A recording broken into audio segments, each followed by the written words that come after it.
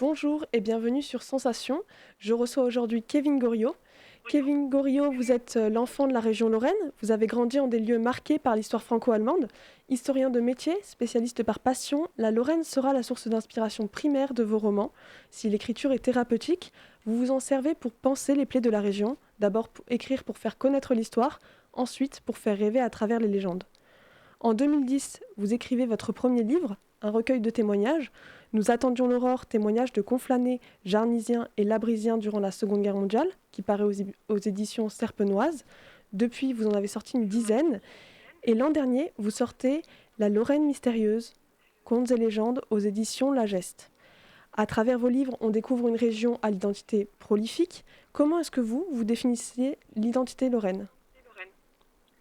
Alors le premier adjectif qui me vient en tête lorsqu'on parle de l'identité lorraine, c'est celui de multiple, de pluriel en fait. On est dans une région frontalière qui a été en partie annexée à deux reprises à l'Allemagne, qui a également été annexée par la France, puisqu'avant d'être française, la Lorraine était un duché indépendant.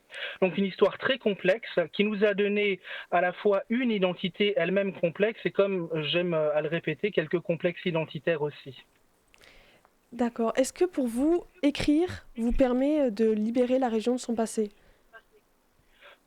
Oui, d'une certaine manière, l'un des combats que j'essaye de mener, c'est de faire en sorte à ce que les Lorrains portent un regard un petit peu neuf et relativement juste sur leur région, son identité et son patrimoine. J'entends souvent les gens me dire que la Lorraine est une région où il n'y a pas grand-chose, où les guerres ont détruit énormément de patrimoine, certes, mais elles ont aussi construit du patrimoine. Elles nous ont apporté des systèmes de défense et de fortification tout à fait originaux, également des cimetières militaires comme l'ossuaire de Douaumont près de Verdun par exemple.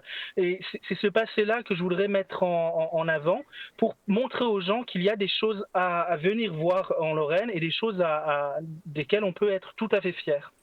Lorsque le premier confinement s'installe, vous ouvrez une page Facebook, Kevin Goriot, La Lorraine au cœur. Vous y partagez les anecdotes culturelles et historiques de la région. Vos vidéos font entre 1000 et 22 000 vues. Est-ce que vous attendiez à ce que ça prenne cette ampleur-là ? Non, pas vraiment, mais ça fait chaud au cœur de voir que les Lorrains sont au rendez-vous, sont demandeurs justement d'anecdotes, de choses qui leur rappellent des souvenirs d'enfance. Il y a toujours un petit peu de nostalgie, on me dit, dans mes posts, dans mes publications sur Facebook.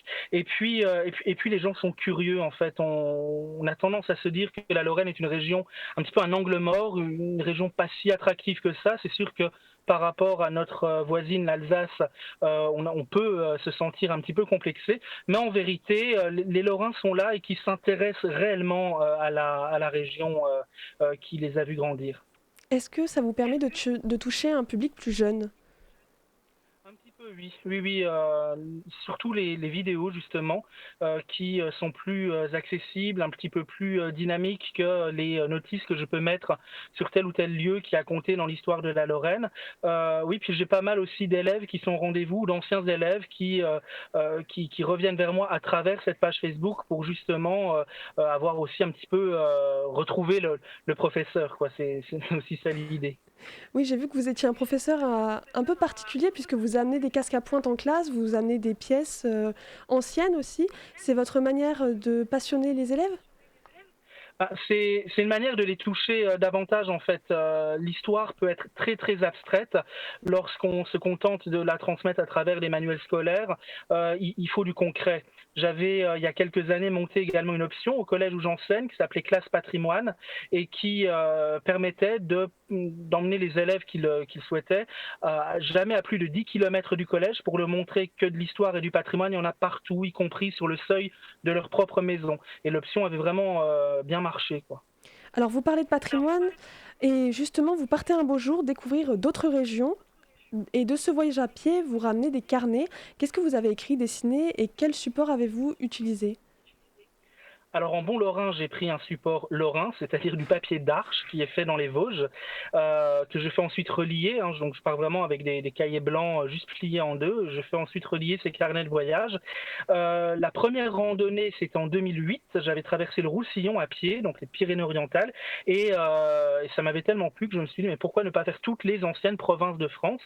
À l'heure actuelle, il me reste trois provinces à traverser, la Champagne, la Savoie et la Corse. Donc toutes les autres ont été sillonnées sac au dos et avec donc pinceau et plumes pour réaliser des carnets de voyage qui seront certainement publiés un jour également. Alors, ces carnets, vous les écrivez avec des plumes? Vous utilisez les techniques ancestrales ou du moins médiévales pour écrire? Alors, c'est une plume sergent-major, un petit peu celle que nos grands-parents ont connue à l'école il y a quelques décennies. Et puis, les peintures sont des aquarelles. J'ai une petite palette d'aquarelles que j'emmène donc avec moi dans mes bagages.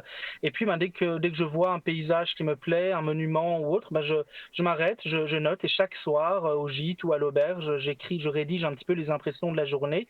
L'idée étant de faire dialoguer le texte et l'image à travers ces carnets de voyage qui comptent chacun à peu près 80 pages de petit format. Vous avez un fils, est-ce que vous partagez avec lui aussi votre passion?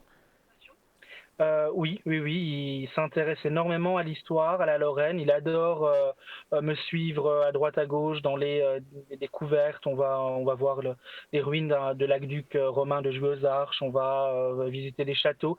Et il adore justement, il s'y intéresse. Il aime beaucoup dessiner et peindre également. Donc, je pense que la relève est assurée de ce côté-là. Vous avez un rythme assez soutenu d'écriture puisque vous sortez quand même un livre par an. Quel est celui qui vous a le plus marqué? Je crois d'emblée que c'est l'ouvrage qui était intitulé Quand la Lorraine sera française, un roman de 140 pages où je retraçais un petit peu la dernière année du règne de Stanislas et sa mort notamment, qui va marquer le rattachement de la Lorraine à la France, donc le 23 février 1766, avec donc d'une part la mort de Stanislas et d'autre part une famille paysanne qui vit un petit peu au rythme des saisons et qui sera marquée par une naissance. Donc voilà, il y a plein de symboles dans ce roman qui avait reçu le prix des conseils généraux de Lorraine. Et est-ce que vous avez déjà choisi votre thème pour 2021? Alors, je travaille sur plusieurs projets en ce moment, notamment un petit dictionnaire de mots lorrains.